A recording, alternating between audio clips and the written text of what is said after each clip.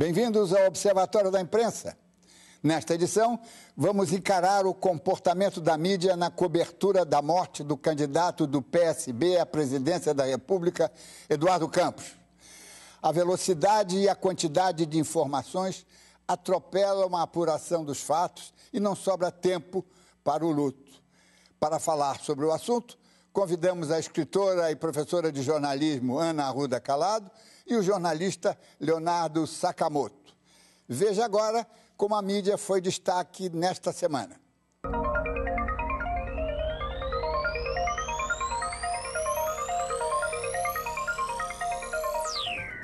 Suicídios são geralmente retirados do noticiário, salvo nos tabloides e outros veículos sensacionalistas. A regra é antiga, anterior aos códigos de ética hoje vigentes. No Velho Jornal do Brasil, por exemplo, o embargo referia-se apenas às notícias de tentativas de suicídio, de modo a permitir a reintegração social da quase vítima. A morte do celebrado ator Robin Williams, aos 63 anos, trouxe de volta o debate sobre a morte voluntária ao confirmar-se que não fora acidente nem doença. Na Inglaterra e Estados Unidos, parte da mídia tratou o assunto de forma responsável, tentando estimular os deprimidos e desesperados a recorrer a psiquiatras ou psicanalistas.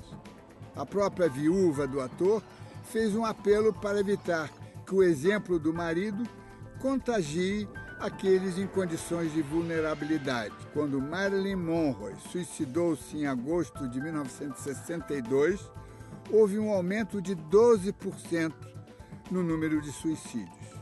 O compromisso elementar da imprensa é com a preservação da vida. Manchetes sobre jogadores e jogos de futebol não são incomuns, mesmo na imprensa não especializada. Basta lembrar os títulos garrafais quando Neymar contundiu-se na última Copa do Mundo, ou pior, quando o Brasil foi esmagado pela Alemanha. Na última terça-feira à noite, na reunião em que os editores decidem os destaques da edição seguinte, houve vacilações e discussões sobre o prêmio máximo equivalente ao Nobel concedido ao matemático brasileiro Arthur Ávila, de 35 anos. Valia destaque ou não valia? Felizmente, tanto a Folha como o Globo perceberam a dimensão e o efeito edificante da notícia, sendo que o Globo converteu o assunto no mais importante do dia, mais do que a guerra da água entre Rio e São Paulo. Já o Estadão e Valor merecem nota 0, não entabuada, mas ao subestimar este tipo de façanha. Logo, os jornalões mais procurados pela elite econômica. Miriam Leitão não sossega, sempre em movimento, surpreendente, como se espera de uma jornalista independente. Na edição que entrou na rede hoje, o site do Observatório da Imprensa apresenta um aterrador conjunto de documentos organizados e escritos pelo jornalista Luiz Cláudio Cunha e protagonizados por Miriam Leitão. Lá está grande parte da entrevista que Miriam fez com o atual ministro da Defesa, Celso Amorim, em junho passado, em seguida a divulgação do relatório preparado pelos comandantes das 3 forças, negando que instalações militares tenham sido usadas para torturar e assassinar presos políticos durante a ditadura. Para contestar o documento, Miriam conta pela primeira vez, com todos os detalhes, como, aos 19 anos, grávida, foi presa e torturada no quartel do 38º Batalhão de Infantaria do Exército, em Vila Velha, ao lado de Vitória. As tragédias se sucedem, nenhuma delas deve ser esquecida, sobretudo quando resultam da insanidade de seres humanos. Você já pode participar do debate ao vivo com a sua pergunta através das nossas redes sociais no site do Observatório da Imprensa. O ritmo eleitoral impôs-se ao luto. A tragédia, ainda não assimilada, ficou para ser sofrida mais tarde. Quando? Talvez nunca. O povo brasileiro é um povo triste, mas que abomina a tristeza.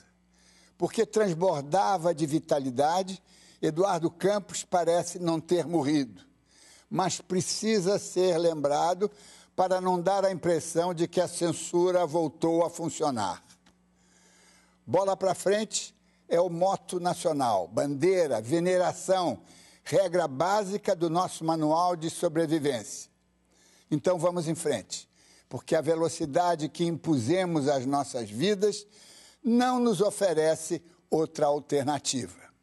Reclamamos da internet, mas foi o ser humano quem a inventou e a desenvolve. Denunciamos a superficialidade da mídia digital, porém nós a montamos exatamente assim. Reclamamos de uma imprensa leviana, apressada, mas pouco ou nada fazemos para torná-la mais densa, menos fugaz e fragmentária. Dos ancestrais portugueses, herdamos o culto pelos sumidos e pelos encobertos. O sebastianismo começou com a morte do jovem rei desaparecido aos 24 anos. Inês tornou-se rainha depois de morta e Tiradentes virou pai da nossa independência 30 anos depois de enforcado. O luto foi brevíssimo, mas a luta para manter Eduardo Campos presente será demorada.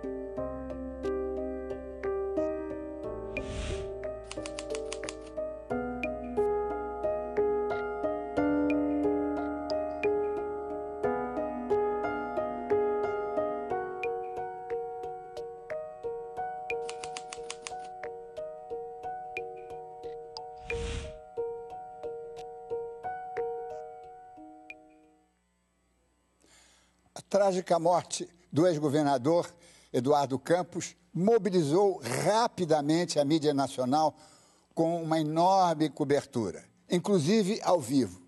Porém, o imediatismo favoreceu os tropeços.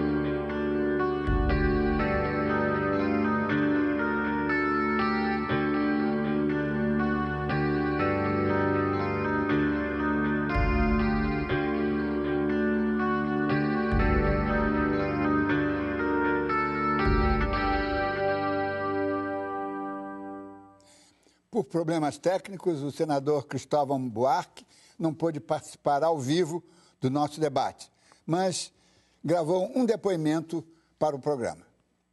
O líder político, ele não morre, ele entra na história. Eu fiz a foto disto. Uma faixa transportada, como estava escrito, professores de Timbaúba, cidade de Pernambuco, onde estava escrito: no dia que os filhos do rico estudarem na mesma escola que os filhos do pobre, nós vamos ter o Brasil que a gente deseja. Ana Arruda Calado, o senador Cristóvão Buarque, na quarta-feira passada, no dia da morte do Eduardo Campos, deu um belíssimo depoimento para o Alexandre Garcia na Globo News. Ambos estavam muito tocados, percebe-se isso, o repórter e o entrevistado. E o senador disse uma coisa muito bonita: a hora não é de luta, é de luto. Por isso que nós convidamos, mas infelizmente não pudemos apresentar ao vivo o senador Cristóvão Buarque, que é uma figura formidável, mas o mote dele eu acho que a gente não deve perder. Quer dizer, nós entramos rapidamente na luta eleitoral e estamos esquecendo dessa figura admirável que foi esse jovem político, estadista, não é? E mesmo, Diniz, quando se fala nele, se fala pensando na eleição. Se vai dar mais votos, se vai ter segundo turno. Entende? Quer dizer, não é uma lembrança, como dizer, não é de tristeza pelo desaparecimento dele. Eu fiquei arrasada com a notícia, eu fiquei arrasada. Eu conhecia Eduardo Campos desde que ele tinha 17 anos, levava a pastinha do Miguel Arraes. Quando iam para os comícios, eu tive numa dessas viagens e fiquei arrasada. E foi estranha a reação de amigos meus quando eu disse isso, que estava arrasada, mas coloquei no Facebook uma foto minha com ele, lembrando de quando ele veio aqui ao Rio para lançar o livro que eu organizei sobre Calado. E eu disse, ele falou tão bonito, eu só estou pensando nisso, eu estou arrasada com isso e tal. A grande maioria das pessoas que dizia assim, que foto bonita. Eu disse, pô, mas eu não estou me exibindo com essa foto, não. Eu estou dizendo que eu estou arrasada. A primeira coisa que eu disse é, estou arrasada. E as pessoas, que foto bonita. Pouquíssima gente teve a delicadeza de dizer, puxa, eu também, quer dizer... E eu sei que era gente que tinha ficado chocada, mas na hora de externar, parece que é feio dizer que o luto ficou feio, Diniz, será? Ficou fora de moda? Eu acho que sim. Eu acho que é por aí. Leonardo Sakamoto, você tem escrito algumas peças no seu blog muito interessantes, o Observatório até reproduziu, justamente sobre isso, não é? Como é que você vê essa coisa fulminante, não é? O país não para sofrer, ou já não para sofrer, talvez nos tempos passados parou para sofrer? Boa noite, Diniz. Boa noite, Ana. Olha, é claro que a gente vive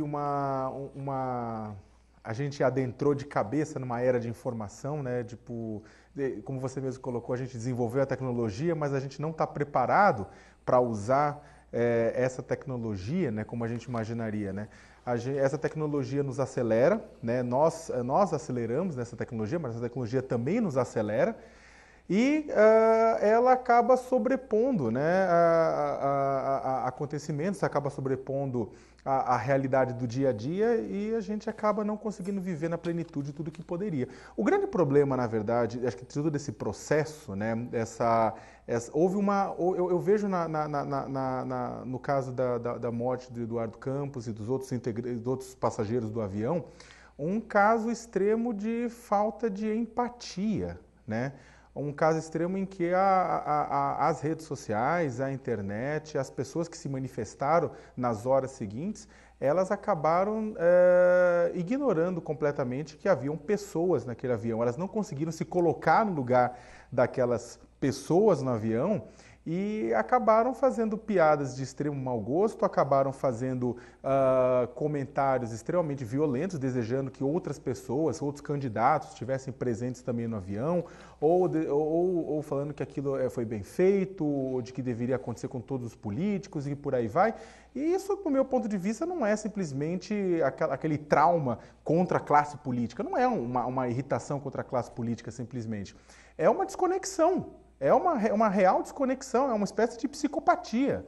Né? As pessoas, na verdade, não conseguem, talvez pelo anonimato da internet, talvez pelo processo de desumanização da tecnologia, talvez por essa velocidade, né, que não dê tempo para as pessoas refletirem sobre o que elas são e o que for as pessoas que passaram, né, elas acabam por não enxergar nelas um semelhante e serem extremamente desagradáveis. Ana Arruda, será que é isso que nós vamos deixar para os nossos descendentes? Uma civilização desumanizada, incapaz de sofrer? Eu temo isso, mas ao mesmo tempo acho que não. Acho que a história é cíclica e que um tempo menos cruel, porque isso, por exemplo, que o jornalista acabou de dizer, Leonardo acabou de dizer, é uma crueldade. Você viu muita crueldade nisso. Por exemplo, não foi só o Eduardo Campos, o candidato que morreu, foram outras pessoas. E essas outras famílias, e essas outras pessoas. Quem está cuidando delas? Eu não tenho ouvido falar nelas. Né? Então, bom, todo dia morre gente de desastre. Isso é verdade, todo dia morre gente de desastre, mas não num desastre em que está um candidato a presidente num avião que estava de campanha. Então, eu acho que as chamadas redes sociais não socializam, elas criam elos estranhos entre as pessoas, diferentes da amizade, diferentes da... É muito curioso. Por exemplo, eu entrei, depois de muito relutar, no Facebook, acabei de citar, e eu fico horrorizada com amigos meus que eu pensava que eram pessoas inteligentes, que estavam interessadas no mundo, estavam interessadas no futuro da humanidade, a botar foto todo dia com um copo de vinho na mão, dizendo: eu fui ao restaurante tal, eu fui ao restaurante qual. O que é isso? Que mundo é esse? Não é? Mas isso nós vamos tratar no outro bloco. Vamos fazer uma breve pausa e vamos continuar. O Observatório volta em instantes.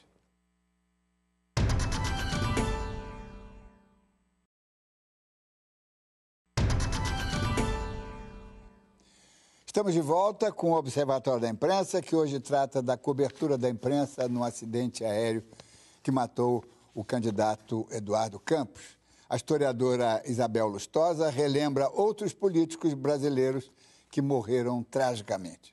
A morte de Vargas é um episódio importante para pensar do ponto de vista da história da imprensa, né? É um momento, quando se vê os jornais nas semanas que antecederam ao suicídio de Vargas, a agressividade dos editoriais, a violência contra ele, contra a sua família, o mar de lama que estava mergulhado, catete, etc. E você vê a tragédia, né, o suicídio do presidente na madrugada de 24 de agosto de 54 e a inversão desse movimento na própria imprensa. Tancredo Neves tinha sido eleito no sistema das eleições indiretas, né? O objetivo da campanha das diretas, já que movimentou o Brasil, que encheu as praças brasileiras todas, era o esforço da sociedade para derrubar a ditadura, era que as eleições fossem diretas. Direta já, ela parava de ordem.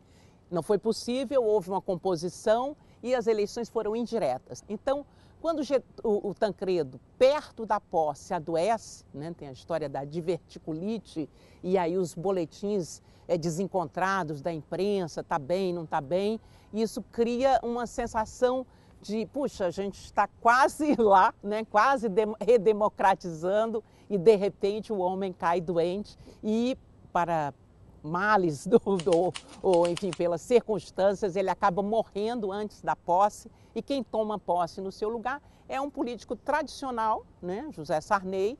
A morte de Eduardo Campos me fez lembrar a morte de outro político importante, Marcos Freire. Marcos Freire foi um deputado pernambucano que na ditadura militar teve uma ação corajosa no grupo chamado de Autênticos do MDB. Foram aqueles fundadores, né, do processo de redemocratização. E o Marcos morreu em 1987, num acidente de avião. Ele era presidente da Caixa e deixou essa sensação de algo que não se completou. No blog do Sidney Rezende, ele relacionou políticos que morreram de forma trágica em acidente de avião. E dois que me chamaram a atenção foram o Marechal Humberto de Alencar Castelo Branco, naquele acidente de 1967, e Ulisses Guimarães, na queda do helicóptero vindo de Angra dos Reis, que também são dois políticos que já estavam no auge da sua trajetória, já tinham superado um momento decisivo, uma à direita, outro à esquerda, mas cujas mortes também provocaram um sentimento de perda e de vazio de liderança. Ana, e temos também uma figura que também morreu num desastre aéreo, um jovem fulgurante político do então PTB, Fernando Ferrari, Sim, que morreu em 63. que fazia a campanha das mãos limpas. Ele era o ideológico da nova geração do PTB, né? Quer dizer, o destino tem nós inventamos o avião e o destino ceifa as vidas de grandes políticos através do avião.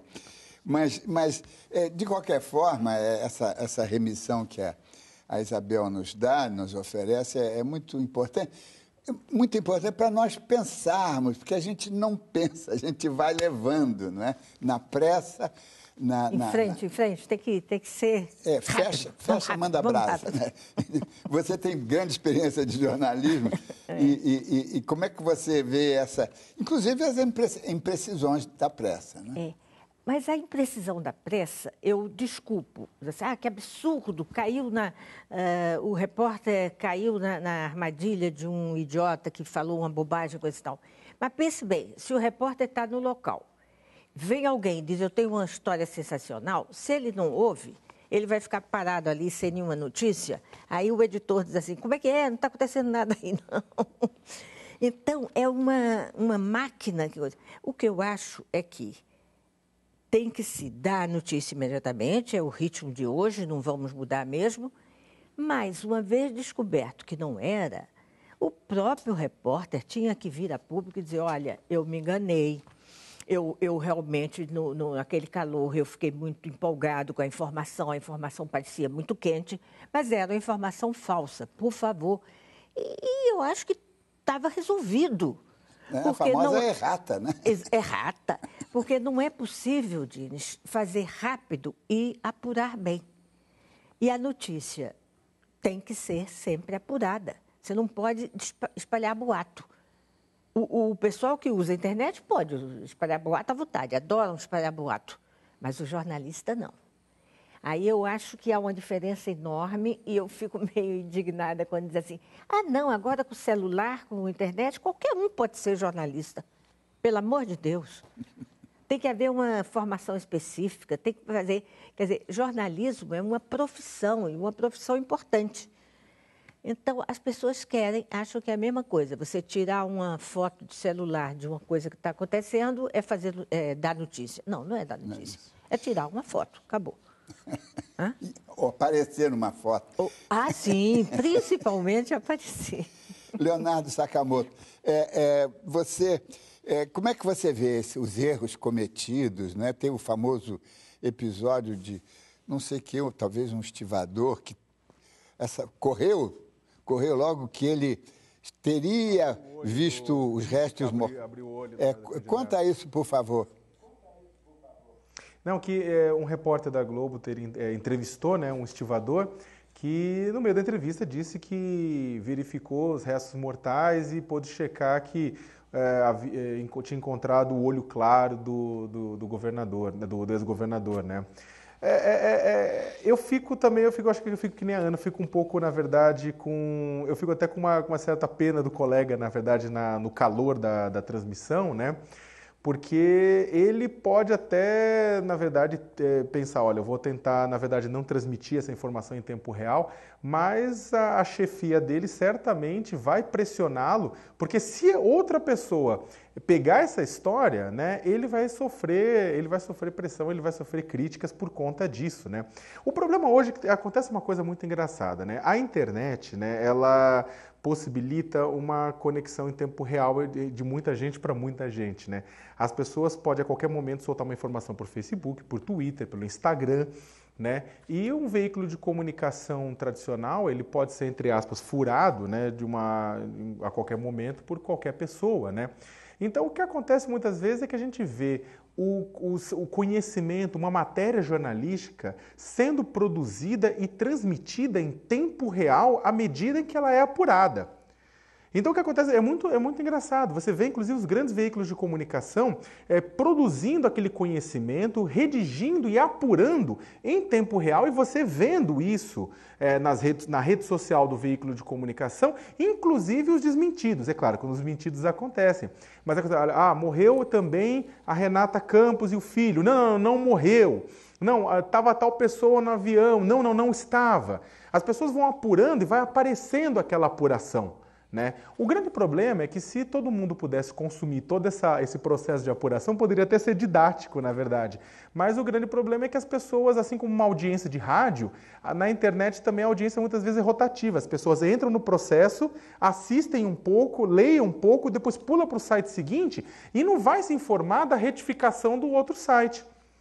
Então a gente ainda tem que aprender melhor como lidar com esse processo de construção em tempo real do jornalismo, né?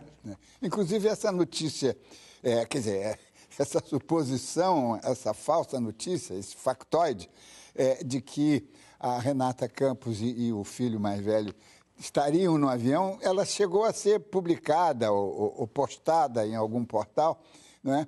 E provavelmente alguém leu, mas depois não leu desmentido. Então, nós estamos aí diante de um confronto com a verdade que a velocidade trouxe de volta, porque o jornalismo foi se desenvolvendo e conseguiu, e sobretudo com essa atitude que a Ana lembra, quer dizer, de assumir, não, eu vou corrigir. Tudo pode ser corrigido, desde que seja corrigido.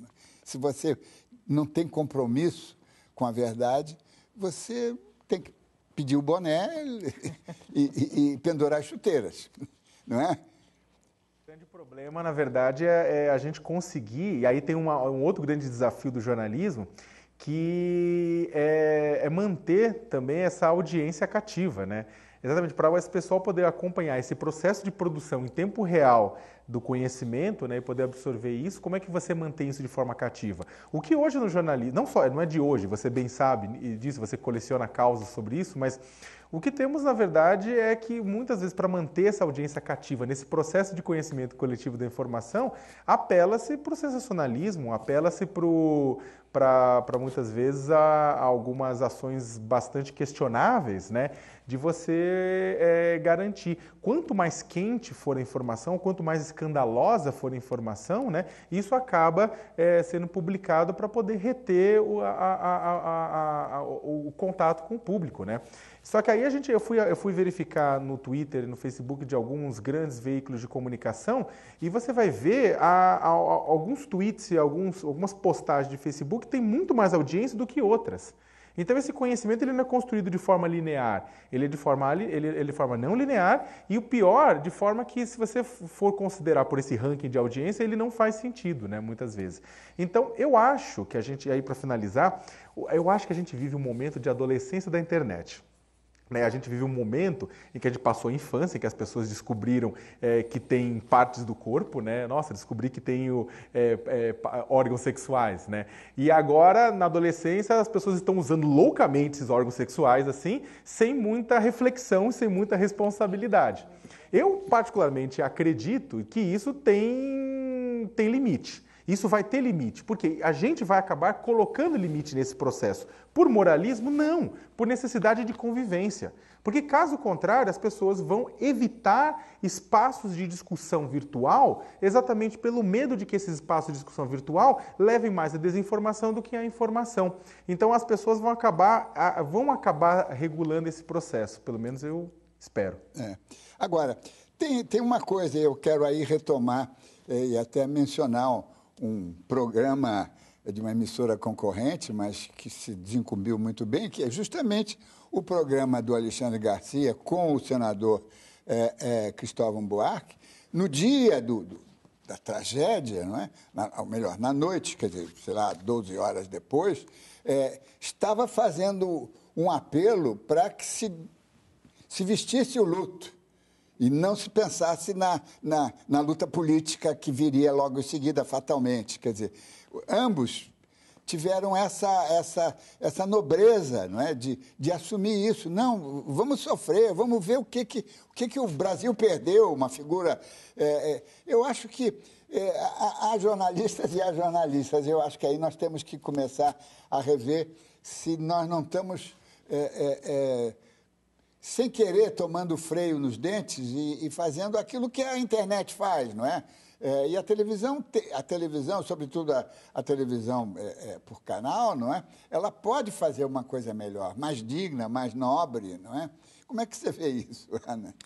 É curioso que, enquanto você falava, eu me lembrei do que eu ouvi outro dia do técnico Mano Menezes. Estou trazendo Mano Menezes para essa discussão. É o seguinte, ele falar sobre a imprensa, como é que era a imprensa com ele. Ele disse, não, o que eu vejo da imprensa atual é uma inversão de papel. Antigamente, a gente dizia que a imprensa fazia opinião, né? Que a opinião pública era feita pelos meios de comunicação. Hoje é o contrário. Os jornalistas querem saber o que as pessoas pensam para poder refletir e repetir. E isso que o Leonardo acabou de falar é isso, quer dizer, a internet, de certa maneira, está mandando na imprensa. Claro. Então, o Mano Menezes tinha razão. Leonardo, você é um garoto, não é? Não precisa dar a sua idade aqui, mas é jovem. Como é que a sua geração se comporta, né? Você tem amigos da sua idade, os seus colegas colegas de faculdade, colegas de trabalho. Como é que eles estão vendo essa rapidez, essa vertiginosa forma de não viver, não é? Então, eu vou falar aí, né? Eu tenho 37, né? Então, é engraçado porque eu sou quase um nativo digital, né?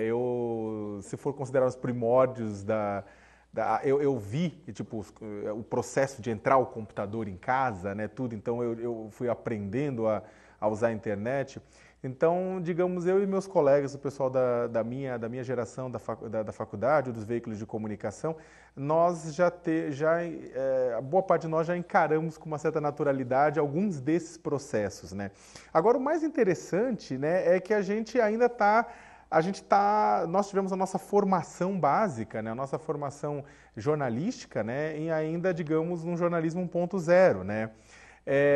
O mais interessante é que eu sou professor de jornalismo na PUC, então eu vejo os meus alunos que são nativos digitais, né, pessoal de 18, 19 anos, e eu tenho que explicar para eles o seguinte, falo, olha, infelizmente, por enquanto, considerando que o mundo ainda é um jornalismo 1.0 em transição para um 2.0, vocês vão ter que estar com o pé em cada canoa. Vocês vão ter que entender a minha geração, a geração que veio antes de mim e tentar traçar caminhos para construir um jornalismo bom, de qualidade, com reflexão, né, mas nesse novo mundo digital, né? Então, vocês vão ter que fazer esse processo, né? E eles ficam tanto quanto perdidos, porque apesar deles verem em muitos dos jornalistas mais velhos grandes referências, né, de conteúdo, as referências de formato e de plataforma, né, para eles ainda são muito poucas, né? Eles se sentem meio meio órfãos, né? Eu acho que a gente está num processo interessante de um pé em cada canoa, e eu acho que esse processo, né, ele pode ser muito libertador para o jornalismo, porque ele, é claro, ele expande as possibilidades, mas ao mesmo tempo ele coloca em xeque a própria reflexão, né? Você vai falar, eu acho, sim, eu sou um daqueles que acham que hoje a reflexão está passando um pouco rápida demais, né? Então eu concordo contigo que pelo menos os jornalistas que formados em outra escola ou em outros processos, né, devem tomar cuidado para passar isso para os mais novos. O Observatório da Imprensa faz um breve intervalo e volta daqui a pouco.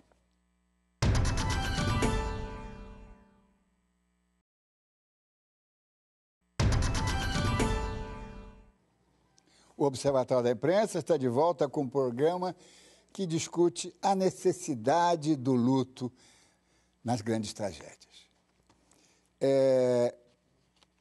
Ana, é necessário mesmo sofrer? Eu acho que o sofrimento faz parte da vida, mas nós vivemos numa era muito hedonista, o pessoal está só alegria. Tem um anúncio que me impressiona muito, eu acho quase perverso, que diz assim, seu clube vai entrar em campo e você está aí sabe o que é? Uma mesa de trabalho. Você tem que ter não sei o quê para assistir o jogo. Quer dizer, que é isso? O trabalho é uma coisa absurda. Não tem que trabalhar, não tem que pensar, não tem que fazer nada. Tem que ir à praia, se divertir muito. Claro que o divertimento também faz parte da vida. Mas se você não se entristece com as coisas tristes, você não se desenvolve como pessoa. Né? Eu acho que achar graça numa morte é uma coisa inominável, seja de quem for. E o Paulo Prado escreveu aquele ensaio sobre a tristeza brasileira. Exatamente. E nós não queremos essa... Não, é um horror. Não, o povo é alegre, é samba, não sei o quê. Eu adoro samba. Mas só tem samba, só tem não sei o quê. E que é isso? E as tragédias? Vamos refletir sobre as coisas. Acontecem tragédias todos os dias. Nós estamos falando uma específica que atinge o Brasil todo. Mas acontecem tragédias o tempo todo. Meu Deus do céu. Atropelamentos, doenças, as doenças. E as pessoas só querem rir? Vamos rir muito, quando for o caso. Leonardo, de novo, você acha que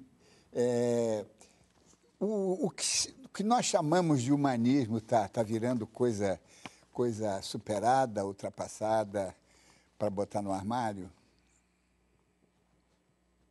Não, eu não acho, né? E eu acho que na verdade o que a gente tem que pensar, talvez a gente vai ter que entender que não é que as ideias mudam de conteúdo, mas às vezes as ideias mudam de formato também. Eu acho que as formas de humanismo, como a gente conhece, elas vão também dar lugar a outras formas de humanismo. Ele é interessante como os direitos humanos na civilização ocidental, eles são construídos em cima de direitos individuais, né? Principalmente em direitos que dizem respeito a garantir que o Estado não atrapalhe a vida do cidadão, né? Essa foi a grande luta, né, da grande trajetória da busca por direitos, né, no Ocidente. Agora, o Ocidente nunca conseguiu muito bem trabalhar com direitos coletivos, né? E coisa que, por exemplo, outras civilizações conseguiram entender isso de forma mais prática, né? Então, os direitos humanos, como a gente conhece, é uma construção liberal, né? Ótimo, eu sou defensor dos direitos humanos, mas são uma construção liberal. Por que eu estou querendo colocar isso? Porque, de certa forma, a inteligência das novas gerações, essas inteligências em rede, né, possibilitadas pela tecnologia, né, vão dar um valor para a construção coletiva do conhecimento, para o comportamento coletivo, né, que as gerações anteriores dentro do Ocidente não tinham necessariamente, né. O conhecimento é, sim, hoje construído de forma coletiva como nunca antes foi. Né? A inteligência é em rede, né? Os processos são em rede. Né? Então eu acho que também que esse novo humanismo, esse humanismo de rede, né, é um humanismo também um pouco mais coletivo do que a Federação de Respeito a Liberdades Individuais que a gente tinha até agora. Veja bem, eu por acaso estou aí envolvido com escritores do século passado, que também eles tinham suas redes de correspondentes e de amigos, escreviam cartas enormes quase todos os dias. Tem escritores aí com 10 mil cartas já localizadas, outros até com mais. O Goethe mesmo, no fim do 18, princípio do 19, ele também era um grande correspondente.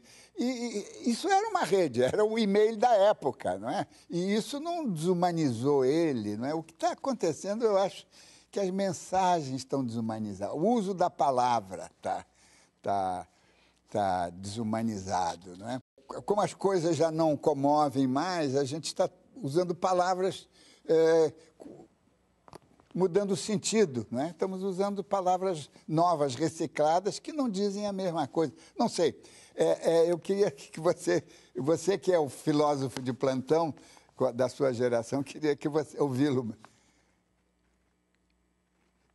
Não, eu acho que é o seguinte, a grande diferença entre a troca de correspondências do século passado e retrasado para hoje é que hoje, na verdade, essa troca de correspondência ela é instantânea, em tempo real, e há, inclusive, a construção do significado, né, daquela correspondência, ela é feita em tempo real e muitas vezes de forma a não envolver uma pessoa só, mas mais de uma pessoa ao mesmo tempo, né? Ser feito literalmente em rede, né? Ser feito de forma coletiva. Uma troca de WhatsApp, de grupos de jovens, às vezes reúne 20, 30, 40, 50 pessoas construindo coletivamente conhecimento. Isso, por um lado, ele é interessantíssimo, por um lado, ele pode desumanizar um pouco, mas por outro lado, ele humaniza bastante também, né? Ele dá um novo sentido a alguns processos, só que, ou seja, tem a sua parte boa e ruim. Agora tem uma parte interessante, né? Que inclusive eu acho que tem muito a ver com o que a gente viveu na última semana, com a questão do velório do Eduardo Campos, né? Foi que, como você falou no começo do programa, muitas pessoas tiravam foto loucamente no velório, né? Tiravam selfies ou mesmo fotografavam aquilo, postavam na rede social. E é interessante, parte das pessoas que vão ao velório vão em respeito, em memória do morto, dos familiares. Parte vai para ver e ser visto, né?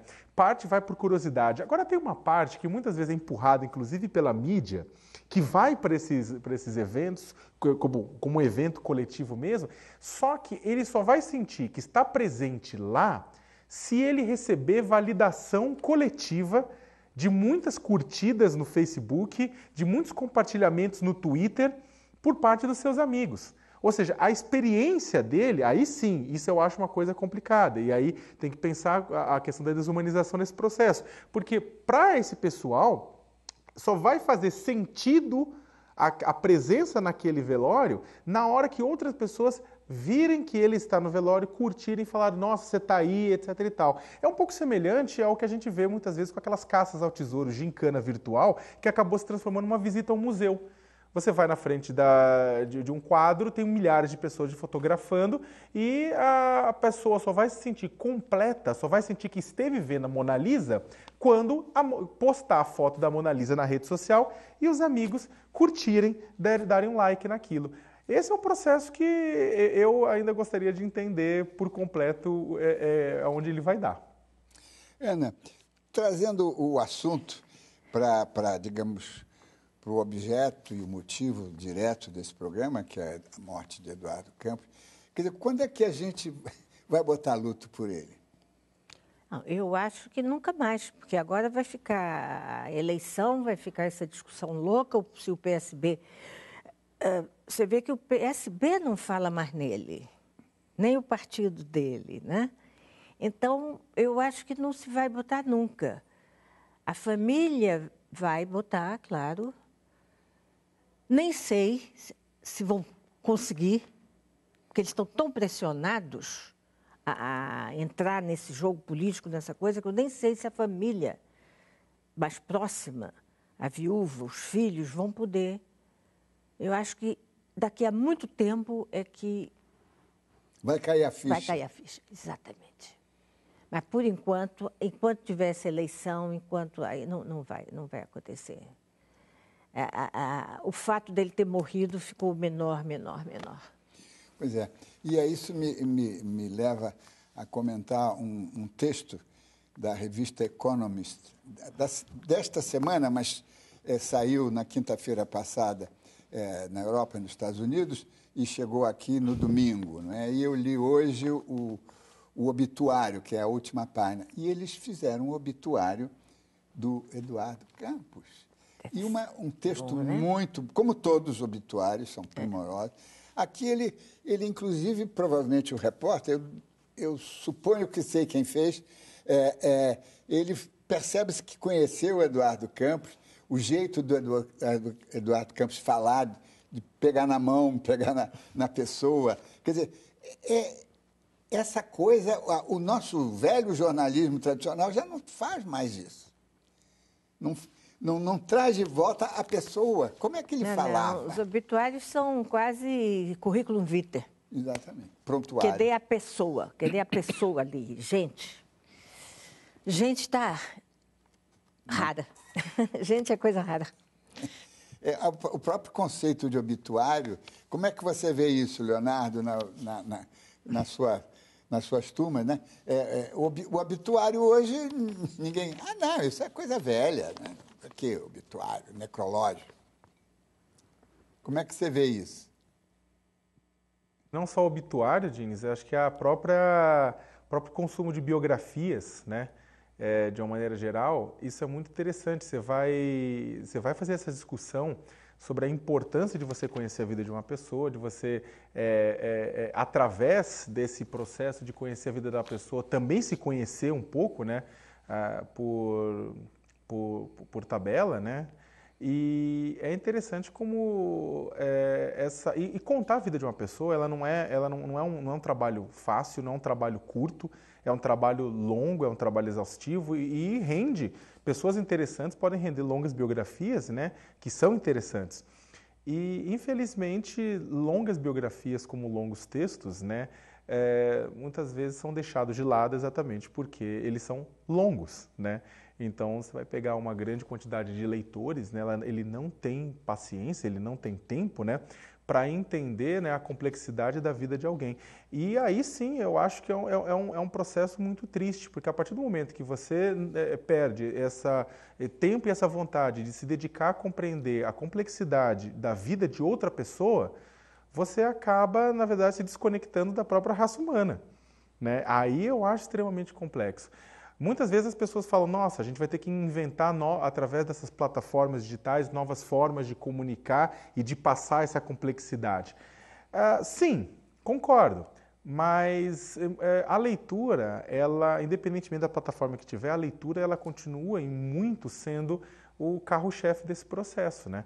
Porque ao ler sobre a vida de alguém, você vai imaginar a sua própria vida lá no meio, né? O seu próprio processo lá no meio.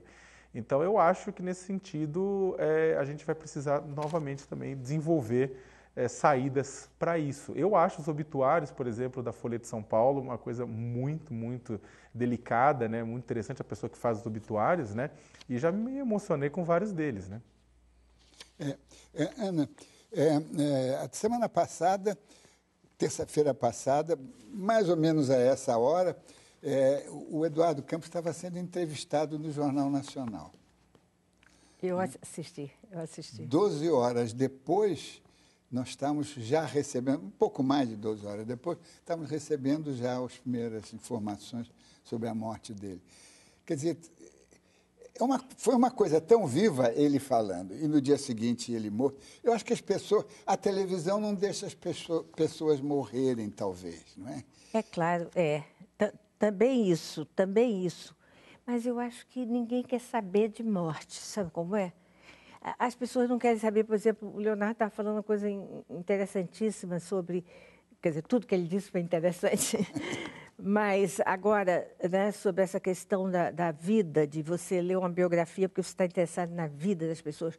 Eu acho que ninguém está interessado na vida de ninguém e ninguém está interessada. Parece que não tem nada a ver com o que nós estamos discutindo, Diniz, mas me impressiona que ninguém quer ver paisagem. Eu venho de ônibus de Araruama ao Rio e a gente atravessa a ponte Rio-Niterói. Eu não conheço coisa mais comovente em matéria de passagem do que a entrada da Baía de Guanabara com o Pão de Açúcar. É uma coisa deslumbrante. Eu fico emocionada e já vi 200 vezes. Eu olho em torno de mim, não tem uma pessoa dentro do ônibus olhando aquilo. Estão todos ou dormindo, ou ouvindo música, ou fazendo assim no celular. Né? Porque o gesto agora é esse. Rolar, não é? Pois é. Nós estamos... Eduardo, temos que agradecer Eduardo Campos por essa oportunidade que ele nos deu, infelizmente, né, de a gente ficar fazendo uma revisão que deveria ser feita todo dia nas redações. Né? No fim, na hora de fechar, vamos tomar umas e outras aí, mas vamos pensar. Vamos pensar um pouquinho. Mas, com isso, eu quero informar que chegamos ao final desta edição, mas quero fazer uma saudação muito especial ao senador Cristóvão Buarque, pelo que ele disse de tão bonito na semana passada e que nos levou a fazer um programa hoje, infelizmente, sem a presença dele. E quero agradecer, sobretudo, a presença do jornalista e professor Leonardo Sakamoto e da escritora, velha amiga, Ana Arruda Calado. Na próxima semana, vamos falar de reputação nos meios digitais. Como se constroem e se destroem reputações na internet. E lembre-se, assistindo ao Observatório da Imprensa pela TV, pelo rádio ou pela internet, você nunca mais vai ler jornal do mesmo jeito. Uma boa noite.